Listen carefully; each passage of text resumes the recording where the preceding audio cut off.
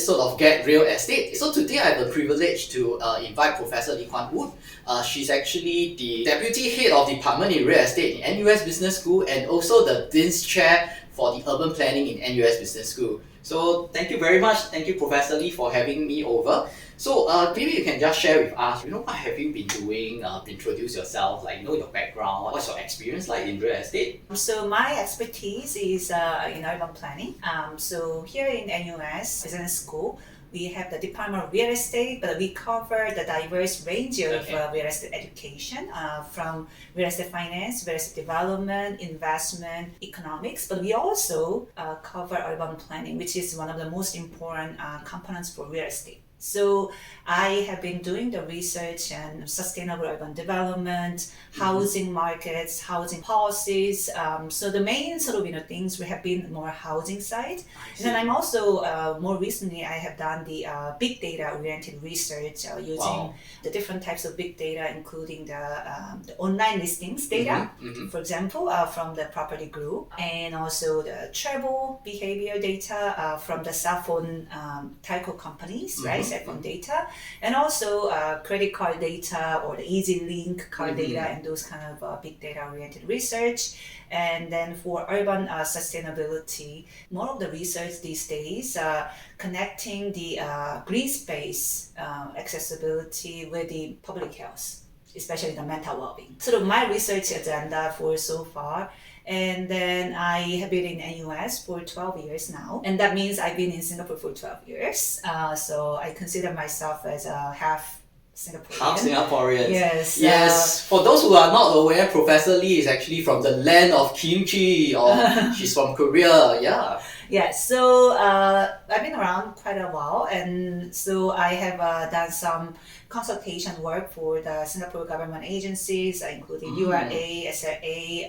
I also am involved in the international organization, especially Asian Development Bank and World Bank. Also, some government agencies in the US, in Korea, and Australia. So I've been doing the both domestic and international research activities, and also a bit of consultation to the government agencies around the world. Wow, Prof, it sounds like you have very little sleep because there's so many things you are doing and stuff. I hope you enjoy the stay here in Singapore, and as a purebred Singaporean, sure. I welcome you here in Singapore also as well. Right, so I just wanted to ask a few questions about your thoughts about real estate. So just want to hear from you, right? What are some of the trends shaping the real estate market in Singapore, as well as in Asia, and the implication, right, for investors and homeowners in Singapore and in Asia as well? I think the big thing for now is now we are in the post-COVID-19 period. Okay. So how this kind of changes after COVID-19 would actually affect people's purchasing and investment behaviors. Obviously, one of the most important thing is the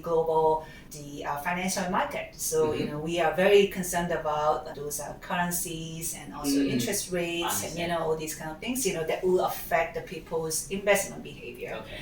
Right? So that's one thing. The other one is more on the micro level trends of the working from homes. Okay. So obviously COVID-19 has accelerated this kind of trend of working from home. Okay. And then this actually changed people's decision on where they want to live. So obviously even in Singapore, we actually found the evidence from the property group advertisement.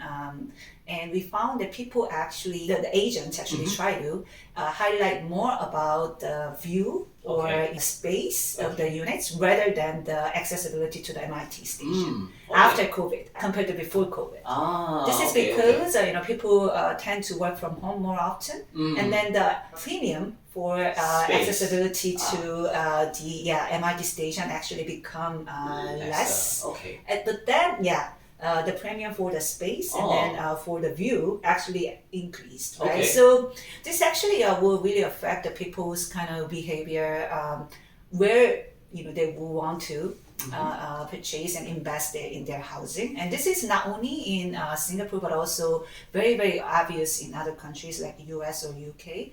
So definitely suburban housing has attracted more demand, and the premium has been higher after COVID. Okay. While the very central location, Manhattan downtown, location actually has seen the a little bit of decrease in Okay. the rents and housing prices. So if this trend continues, right, there will be a dynamics of where, the location of sort of dynamics where people will invest more and people will have a higher demand for their housing. The other thing that is related with this sort of working from home trends is how the office market would change. So office markets will definitely also see some variation and dynamics, right? Because now the companies will not probably need a lot of space, especially in the prime location. So then, probably, the grade A offices would still survive, but, grade B or, other offices, can they maintain the high premium that they are, enjoying right now? Or would there be a sort of reduction in the premium for these office markets? So that's another kind of thing we are sort of looking at right now.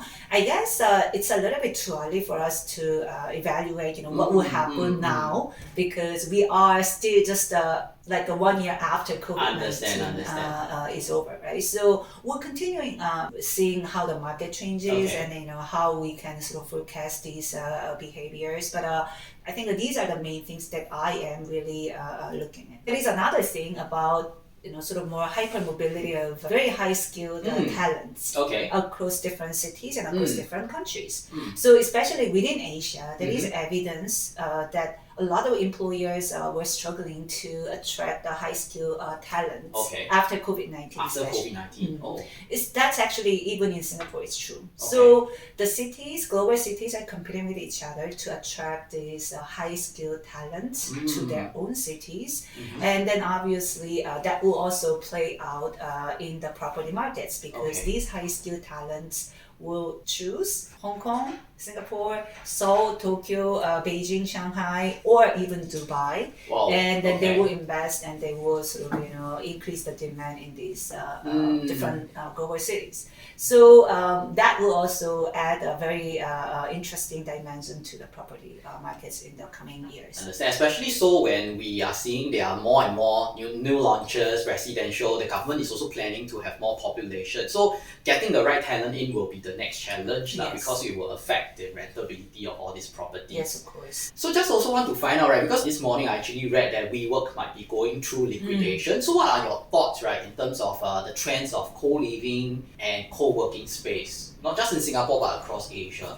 I think just the two kind of sides, right? On the one hand, perhaps the demand for these co-living and co-working may increase, again connecting to these working from home trends.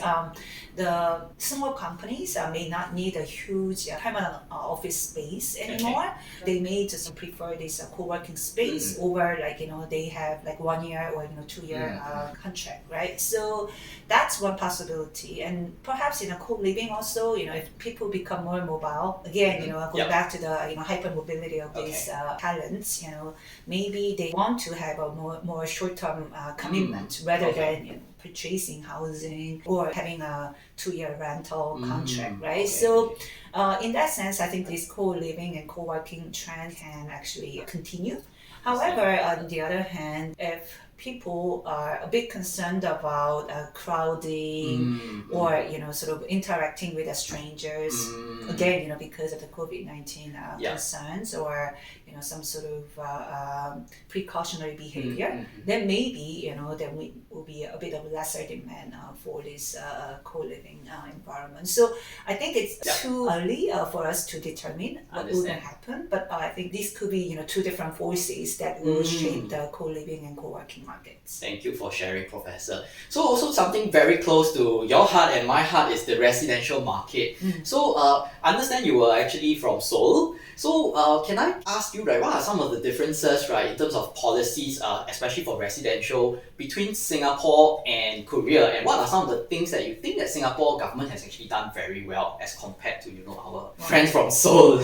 This is a very long and very complicated answer. But let me start with the very big difference between Singapore and Korea is that the land ownership. Here, 90% or more land is owned by the government, but in Seoul, it's mainly freehold. So most of the lands are freehold. That means people have their ownership for the land together with the housing structure. Okay. And then most of these housing units people occupy are the privately developed. So there is a very low stock of public housing, less than 10%. Oh, In okay. Singapore, 80% of the Singaporean residents actually live in public housing. Okay. So that's the very, very big difference. And providing the public housing units at a subsidized cost, and then continuing to supply these housing to meet the demand of the young generation in Singapore. Actually, that is the very, very sort of unique and very good feature of Singapore housing policies. So this requires a lot of political commitment, but also a lot of financial commitment.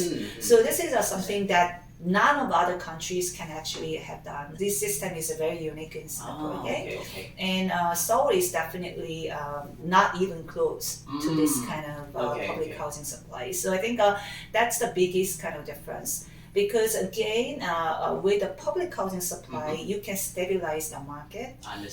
Even with a very high demand for investment, and if there is any sort of a shock in the housing market, still the government has a capacity to sort of stabilize the market. In Korea, on the other hand, government has actually almost little control because they cannot really reduce the housing prices, basically because most of the housing are freehold. Basically, and freehold and non-public housing. So it's really free market oriented sort of housing market. So I think that is the biggest difference. Again, Singapore public housing policies are very unique, and then this cannot be replicated in other places because of the land ownership differences and because of the different politics and different sort of institutional context. Understand. So on the other hand, right, hypothetically speaking, right, how do you see the government policies in the private housing sectors in Singapore versus in Seoul? I mean, in Seoul, just now you mentioned that it's very much free market, but how about Singapore and the government policies? What are some of your thoughts and impression on the government policies on the private housing market? I think Singapore's private housing markets are kind of similar to Seoul's private housing markets because basically government doesn't do any supply. So the only thing the government regulates is kind of through the tax regulations. So if you want to reduce the speculative demand to stabilize the private housing markets, so what we do in Singapore is stamp duty, obviously. Stamp duty, So that you make the speculators, those speculators to very hard to enter the market because you have to pay 60% additional stamp duty if you are the foreigners, and if you are the multiple homeowners, of course you have to also pay additional stamp duty even though you are a Singaporean, right? So definitely that's the main thing, and also there is a seller side stamp duty if you try to gain the short-term sort of profits, right? Very similar in Korea, we have this kind of it's a little bit different term. It's called the purchase tax. So there is a purchase tax, but also we actually copied from Singapore's policy. So if you are the multiple homeowners and you try to buy another home, you have to pay additional, but it's not up to Singapore's very strict level, and we do not have any additional purchase tax for the foreign buyers. So that's a little bit different, but similar structure. And then we also have the capital gains tax. Capital gains tax is different because no matter how long you retain this property, you still need to pay the capital gains tax. Of course, the longer you hold the property, of course, the lower there is some discount for the capital gains tax. But there is this capital gains tax in the private markets in Seoul. So these are the very similar markets, I would say. So the last question I have, right, very hypothetical. If today, right, Prof, you have 2 million USD, would you invest in Seoul or invest in Singapore? We take away the fact that you were from Korea, so where would you put your money in terms of real estate investment? Well, with the $2 million, we cannot really buy good property in Singapore now. Right? It's very expensive. Anyhow, I would prefer actually purchasing something in Korea. The main reason is because I think the Singapore housing markets now are very, very peak, in my opinion. And then again, with the same money, for the similar sort of very prime location, similar housing size, I think I can get the better sort of one in Korea. Specific Korea or specific Seoul? So or yeah, of actually- course. So okay, yeah, Seoul, the very prime area in Gangnam. Okay. For the same sort of prime location, let's Yeah. say I choose somewhere in Orchard with a similar housing size, Yeah. then I think the investment amount in Seoul will be lower.